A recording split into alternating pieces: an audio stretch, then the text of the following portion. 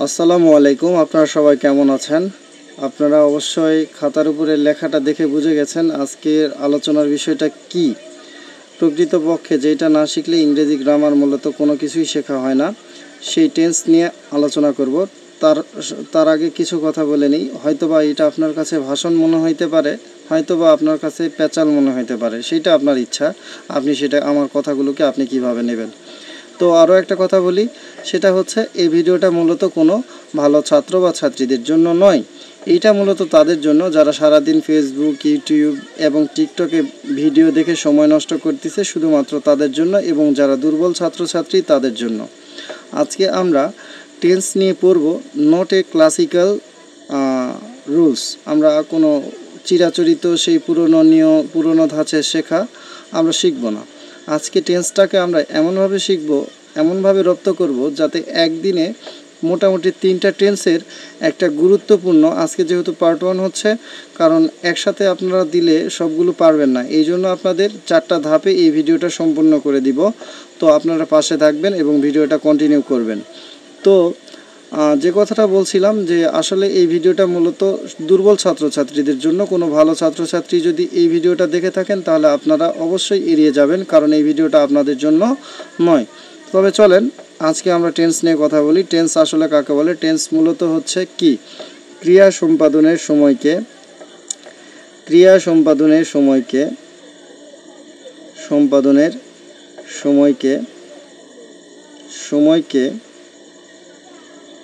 সময়কে টেন্স বা কাল বলে। এখানে কাল শব্দটার অর্থ, আপনি কালো কোনো কালার বা রঙের কথা আমি বলিনি, এটাকে আমি মূলত বোঝাতে চেয়েছি কাল মানে হচ্ছে বিকাল, সকাল, সন্ধ্যাকাল, এরকম কোনো একটা কালকে বুঝিয়েছি। অর্থাৎ ক্রিয়া কোন সময়টাতে সম্পূর্ণ হলো সেই সময়টাকে বুঝিয়েছি। অর্থাৎ কাল শব্দের অর্থ সোজা হিসাব সময়। তো আমরা এর আগে এমনভাবে পড়াশোনা করেছি যে ক্লাসিক্যাল নিয়মটাতে আমরা পড়েছিলাম এটাকে 3 ভাগে ভাগ করা হয়। এটাকে 3 ভাগে, ইহা 3 প্রকার। ইহা কয় প্রকার? 3 প্রকার। ক্লাসিক্যালের অবশ্যই কিছু দরকার আছে, যথা প্রেজেন্ট টেন্স অর্থাৎ বর্তমান কাল, তারপরে হচ্ছে পাস্ট টেন্স। এগুলো আপনাদের অবশ্যই জানতে হবে, না জানলে আবার পারবেন। তো আপনারা অবশ্যই অতি মনোযোগের সঙ্গে ভিডিওটা কন্টিনিউ করবেন। পাস্ট টেন্স মানে হচ্ছে অতীতকাল, এবং ফিউচার টেন্স মানে হচ্ছে ভবিষ্যৎকাল। তো এই ভবিষ্যৎকাল নিয়ে তো অবশ্যই কথা বলবো। তো তার আগে আমরা যে ক্লাসিক্যাল নিয়মগুলোতে যেভাবে পড়েছি সেই ক্লাসিক্যাল নিয়মের কিছু কথা বলে না নিলে হবে না। ক্লাসিক্যাল নিয়মগুলোতে আমরা পড়েছিলাম যে এই প্রেজেন্ট টেন্সকে, অর্থাৎ এই বর্তমান কালকে আবার 4টি ভাগে ভাগ করা হয়। সেগুলো হচ্ছে present indefinite, present continuous, present perfect এবং প্রেজেন্ট পারফেক্ট কন্টিনিউয়াস। এগুলো আমি আপনাদের লিখে দেখাবো না, কারণ আমরা আজকে যে পড়াশোনাটা করব সেটা হচ্ছে টোটালি একটু ভিন্ন মাত্রায় আপডেটেড কিছু রুলস রেগুলেশনস, অর্থাৎ আমরা নিয়মের বাহিরে গিয়েও কিছু শিখব, কারণ সব কিছু নিয়মের মধ্য থেকে হয় না। তো তার আগে আপনারা যেটা করবেন, আমি ভিডিওর শুরুতেই কয়েকটা স্ক্রিনশট দিয়ে দিব। সেগুলো হচ্ছে আপনার মূলত পাস্ট, প্রেজেন্ট এবং ফিউচার টেন্সের হচ্ছে ভার্বগুলোকে স্ট্রং ভার্ব এবং উইক ভার্ব হিসেবে মানে ভাগ করা হয়। সেই স্ট্রং ভার্ব এবং উইক ভার্ব নিয়ে কিছু মানে হচ্ছে আপনার স্ক্রিনশট দিব, কেননা এইগুলো না জানলে আপনি মূলত টেন্স চিনতে পারবেন না। ওইগুলোকে আপনাকে রপ্ত করতে হবে। এর ফলে হচ্ছে কি, ক্লাসিক্যাল নিয়মে কি শেখানো হতো যে চিনিবার উপায়। আসলে চিনিবার উপায়টা কি? বাংলা ক্রিয়ার শেষে স্বর স্বর এ, অন্তস্থ ও ইত্যাদি থাকলে সেটাকে প্রেজেন্ট ইনডিফিনাইট টেন্স বলা হয়। কিন্তু আমাদের যা জামানা, এইখানে আমাদের কিছু মূলত যেহেতু দুর্বল ছাত্রদের জন্য ভিডিওটা, সেহেতু এই দুর্বল ছাত্ররা এই যে আমি একটা সেন্টেন্স লিখব, এই সেন্টেন্সের বাংলা করতে পারবে না। যেমন হি ডিগস দ্য সোয়েল। তিনি ডিগস দ্য সোয়েল। এটার বাংলা যদি আপনি না করতে পারেন, আপনি কিভাবে আশা করেন আপনি চিনিবার উপায় দিয়া টেন্স চিনবেন? কখনোই আপনার পক্ষে এটা সম্ভব নয়। তো আপনাকে কি করতে হবে? এইটার জন্য আজকে আমি যে নিয়মের বাইরে গিয়ে যে পড়াশোনা করব, সেটা হচ্ছে আমি মূলত টেন্সকে 4 ভাগে ভাগ করব। সেটা হচ্ছে 1 নাম্বার ইনডিফিনাইট, 2 নাম্বার কন্টিনিউয়াস, তারপরে হচ্ছে 3 নাম্বার পারফেক্ট এবং 4 নাম্বার হচ্ছে পারফেক্ট কন্টিনিউয়াস। তো এই টেন্সগুলো আমরা একটু কম্পারিজন করে নিয়মের বাইরে গিয়ে শিখব, কারণ আমাদের গদবাঁধা নিয়মগুলা শিখতে শুনতে একঘেয়েমি চলে এসেছে। সেই ক্লাস 6 থেকে ক্লাস 10 পর্যন্ত ওই একই রকমের একই ভাষাগুলো শুনতে আমাদের যেমন বিরক্ত লেগে গেছে, ঠিক তেমনই ওই বিষয়গুলো বলতে আমাদেরও বিরক্ত ধরে গেছে। তো চলেন আজকের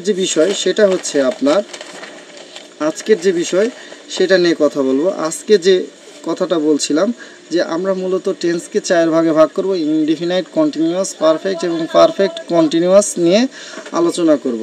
তো এই 4 প্রকারকে আবার 3 ভাগে ভাগ করা হয়, সেটা হচ্ছে প্রেজেন্ট, পাস্ট এবং ফিউচার। তো আমি এত কথা না বলে মূল কথায় চলে আসি। সেইটা হচ্ছে যে প্রেজেন্ট 1 নম্বর যেটা, সেটা হচ্ছে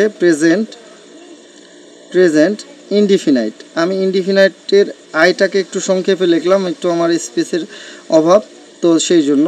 এবং সাবজেক্টকেও সংক্ষেপে লিখলাম, SUB সাবজেক্ট। তারপরে হচ্ছে ভার্ব, তারপরে হচ্ছে ভার্বের শেষে এস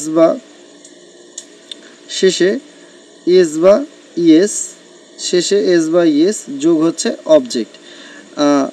এই হলো প্রেজেন্ট ইনডিফিনাইট টেন্সের স্ট্রাকচার। কারণ আমরা অনেক পড়েছি প্রেজেন্ট ইনডিফিনাইট টেন্স কাকে বলে, পাস্ট কন্টিনিউয়াস কাকে বলে, এইগুলো শিখে আপনাদের অনেক বিরক্ত ধরে গেছে। এইগুলো আমরা শিখবো না। আমরা ডিরেক্ট স্ট্রাকচার থেকে, গঠন প্রণালী থেকে আমরা হচ্ছে টেন্স চিনিবার উপায়গুলা একটু কম্পারিজনের মাধ্যমে, তুলনামূলক আলোচনার মাধ্যমে আমরা আজকে শিখে নিব। পাশে থাকবেন, সঙ্গে থাকবেন, ভিডিও কন্টিনিউ করবেন।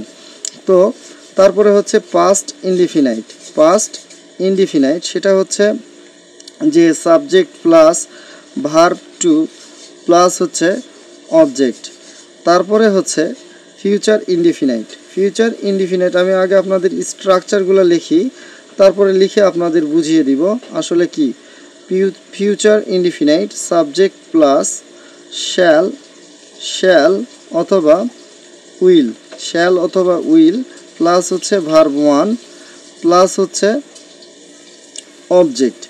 এই হলো আপনার মূলত 3টা টেন্সের 3 ধরনের স্ট্রাকচার। কিন্তু আপনারা স্ট্রাকচারগুলো লক্ষ্য করলে দেখবেন এই স্ট্রাকচারের কোথায় পরিবর্তন হয়েছে। দেখবেন যে এখানে সাবজেক্ট আছে, এখানে কোনো পরিবর্তন নাই, এখানে সাবজেক্ট আছে, কোনো পরিবর্তন নাই, এইখানেও সাবজেক্ট আছে, পরিবর্তন নাই। অর্থাৎ আপনি যদি একবার সাবজেক্ট মুখস্থ করে ফেলান, তার মানে আপনাকে ধরে নিতে হবে ইনডিফিনাইট থেকে পারফেক্ট কন্টিনিউয়াস পর্যন্ত প্রত্যেকটাতেই সাবজেক্ট থাকবে। অর্থাৎ 12টা টেন্স পাবেন, এই 12টা টেন্সেই সাবজেক্ট পাবেন। সর্বপ্রথম কি থাকবে? আপনার সাবজেক্ট। সুতরাং আপনি সাবজেক্ট, এইটা আপনাকে মনে ভোলা যাবে না, সাবজেক্ট থাকবে। তারপরে আপনি লাস্টে কি পাইলেন? অবজেক্ট। এই অবজেক্ট কিন্তু ইনডিফিনাইট থেকে কন্টিনিউয়াস, অর্থাৎ টেন্সের 12টা টেন্সের 1 থেকে 12 পর্যন্ত আপনি কি পাবেন? হচ্ছে এই অবজেক্টটা পাবেন। আপনি এই অবজেক্টটা পাবেন। তার মানে কি, অবজেক্ট আপনি মুখস্থ একবার করলে প্রত্যেকটা টেন্সের জন্য বারবার আর আপনাকে অবজেক্ট মুখস্থ করতে হচ্ছে না। সুতরাং আপনি এই সাবজেক্ট এবং অবজেক্টের যে ব্যাপার, সেটা সম্পর্কে পূর্ণ একটা ধারণা পেয়ে গেলেন। তো এখন যে বিষয়টা আপনাদের বলবো, যেইখানে মূলত পরিবর্তন হয়েছে, যেই কথাতে পরিবর্তন হয়েছে, সেইটা নিয়ে কথা বলবো। সেইটা হচ্ছে ভার্ব। এইখানে দেখবেন ভার্বের শেষে এস বা ইয়েস, এইখানে দেখবেন হচ্ছে ভার্ব টু, আবার এইখানে দেখবেন শ্যাল এবং ভার্ব 1। তো এই জিনিসগুলোতে মূলত পরিবর্তন হয়েছে। আর এই পরিবর্তনগুলো কেন হয়েছে এইগুলো জানার জন্য আমি স্ক্রিনশটে দিতে চেয়েছিলাম ভার্বের পাস্ট, প্রেজেন্ট এবং পাস্ট পার্টিসিপলের কিছু অংশ, সেইগুলো আপনারা এই ভিডিওর প্রথমেই আমি দিয়ে দিব এবং এই স্ক্রিনশটগুলো আপনারা দেখবেন। প্রয়োজন হলে আপনারা স্ক্রিনশট মেরে অথবা ডেসক্রিপশানে আমি দিয়ে দিব, এইগুলো আপনারা লিখে রাখবেন অথবা স্ক্রিনশট দিয়ে আপনারা মোবাইলেই পড়বেন। কারণ আপনারা তো কখনো খাতা কলম ধরতে জানেন না, আপনারা টিকটক, ইউটিউব এবং ফেসবুক চালায় অভ্যস্ত। তো আপনাদের জন্যই মূলত ভিডিও। আপনারা তো বই পুস্তকে সময় দেবেন না, দেবেন টিকটকে। তো চলেন একটু উদাহরণের মাধ্যমে আমরা আরও ক্লিয়ার হয়ে যাই আসলে বিষয়টা কি।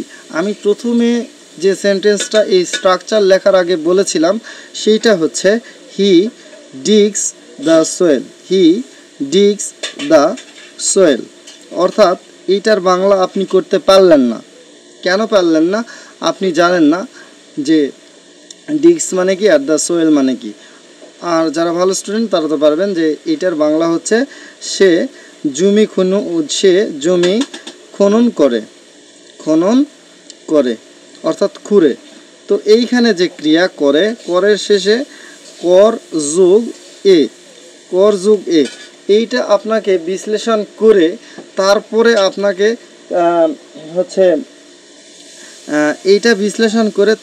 আপনাকে এই বাংলাটা বের করে তারপরে আপনাকে টেন্স চিনতে হতো ক্লাসিক্যাল নিয়মে। কিন্তু আজকে আপনি এই স্ট্রাকচারটা মুখস্থ রেখে আপনি টেন্স চিনবেন কিভাবে, তাও খুব সহজ উপায়ে। সেটা তো বললামই। তো চলেন, এইটার হচ্ছে সাবজেক্ট হি, আবার এইটার হচ্ছে past tense he dug the soil. তিনি জমি খনন করেছিলেন। ঠিক আছে। তারপরে এইটার সাবজেক্টে হি আছে, এইটা দেখেন হি উইল ডিগ দ্য সোয়েল। তো এইখানেও যেটা আছে সেটাও হচ্ছে প্রেজেন্ট ইনডিফিনাইটের স্ট্রাকচার। প্রত্যেকেই আমি দেখবেন যে এইখানে পরিবর্তন কোথাও হয় নাই, ডিগসে হয়েছে, ডাগ এবং উইল এই দুইটা পরিবর্তন হয়েছে। তো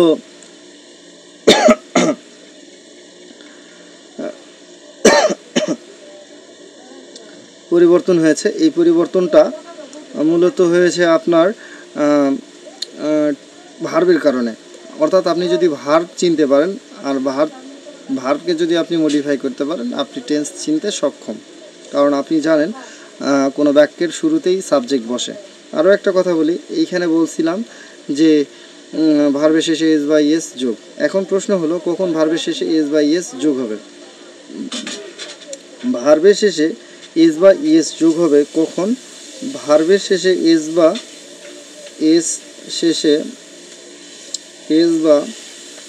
ইএস যোগ হয় যখন সাবজেক্ট থার্ড পারসন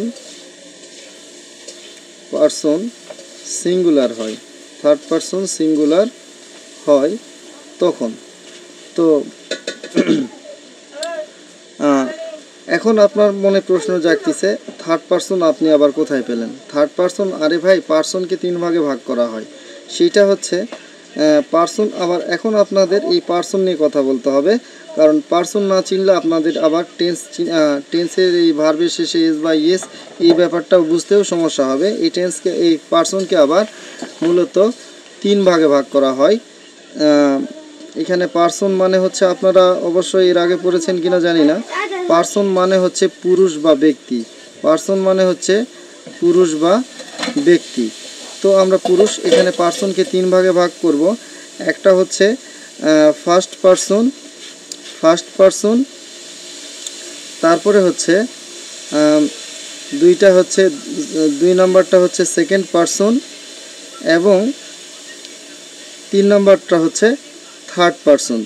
এই 3টা পারসন সম্পর্কে আপনাকে একটা পূর্ণ ধারণা রাখতে হবে, তাহলে অবশ্য আপনি বুঝতে পারবেন যে কখন ভার্বের শেষে এস বা ইএস যোগ হবে। আমরা পার্সনে শুধু আজকে সাবজেক্টিভ মুডটাই পড়ব। সেটা হচ্ছে ফার্স্ট পার্সনের সাবজেক্ট হচ্ছে আই, উই, মাই, তারপরে হচ্ছে আওয়ার ইত্যাদি হচ্ছে এই ফার্স্ট পার্সনের সাবজেক্টিভ রূপ। তারপরে হচ্ছে আপনার সেকেন্ড পার্সনে হচ্ছে ইউ এবং ইয়োর। আর থার্ড পার্সনে হচ্ছে হি, শি, তারপরে হচ্ছে দে, তারপরে হচ্ছে ইট। এগুলো হচ্ছে থার্ড পার্সন। আর এই থার্ড পার্সনগুলো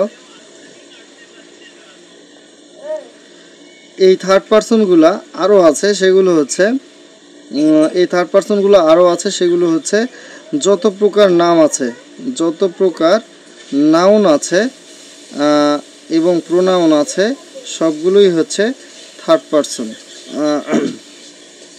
যত প্রকার নাউন আছে সবগুলোই হলো থার্ড পার্সন আছে, সবই থার্ড পার্সন। এখন সিঙ্গুলার এবং প্লুরাল নিয়ে একটু আলোচনা করি। এটা হচ্ছে ইংরেজিতে নাম্বার বলে, বাংলাতে বচন বলে। ইহাকে দুই ভাগে ভাগ করা হয়, এক বচন এবং বহু বচন। এক বচন মূলত যেটার দ্বারা একটা মাত্র বোঝায় তাকে এক বচন বলে, এবং বহু বচন কাকে বলে? যেটার দ্বারা একের অধিক কোনো সংখ্যা বোঝায় তাকে বহু বচন বা প্লুরাল নাম্বার বলা হয়। যদি সাবজেক্টটা থার্ড পার্সন হইল বাট প্লুরাল নাম্বার হইল না, তাহলে ভার্বের শেষে এস বা এস যোগ হবে না। দেখেন, এই বিষয়গুলো আলোচনা করা অত্যন্ত জরুরি। এই জিনিসগুলো যদি আমি আপনাদের সাথে শেয়ার না করি বা আলোচনা না করি, তাহলে মূলত টেন্স শেখা থেকে একটু হলেও আপনারা দূরে সরে যাবেন। তাই আমি এই এই পার্সনগুলো আপনাকে জানতে হবে, সবই থার্ড পার্সন। এই থার্ড পার্সনগুলো সম্পর্কে আপনাকে পূর্ণ ধারণা রাখতে হবে। আজকের ভিডিও একটু বিলম্ব হচ্ছে এবং আজকে এই পর্যন্তই। নেক্সট পার্টটা চাইলে আপনি অবশ্যই ভিডিওর কমেন্ট করবেন, আমি অবশ্যই আপনাদের জন্য নেক্সট পার্ট নিয়ে আসব। আজকে বেশি কথা বলা হলো না, এই জন্য দুঃখিত। আসসালামু আলাইকুম, ভালো থাকবেন সবাই।